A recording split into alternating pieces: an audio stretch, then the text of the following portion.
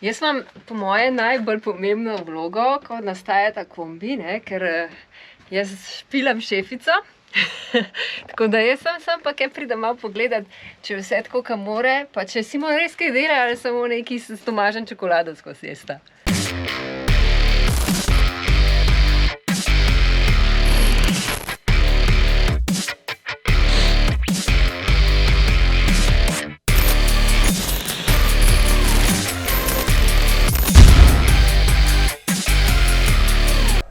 Torej, na tale kalup smo zdaj, oziroma jaz sem včeraj že nanesel ločilno sredstvo, 2 sloja res na debelo, tako da je kalup pripravljen, da ga začnemo laminirati smolo. Tako da prva stvar, ki zdaj je, vzamemo steklena vlakna, jaz jih imam kar na roli, pa odmerimo ta steklena vlakna toliko, kolikor jih rabimo.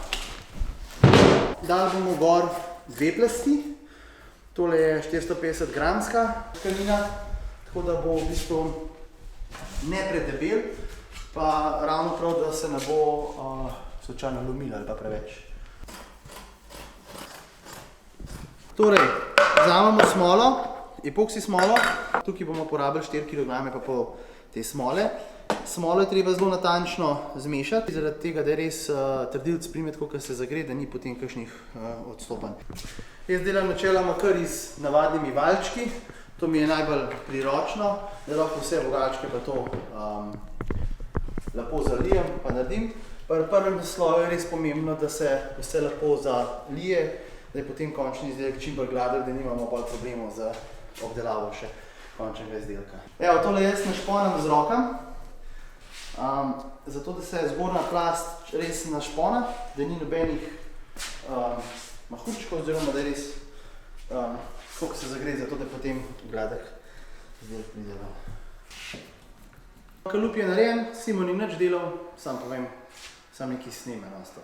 Zlaminiranje 2-krat, vogale so malo jačani, porabila sva cirka 5 kg smole. Zdaj moramo pa počakati 24 ur, da se ta stvar lepo posuši. Evo, tale kalup se je posušil, oziroma obloga, ki smo včeraj laminirali, je zdaj suha. Simon je čokolado prinesel. Zdaj pa trenutek resnica nam bo ratale dol vzeti, brez da polomimo kalupa, ne.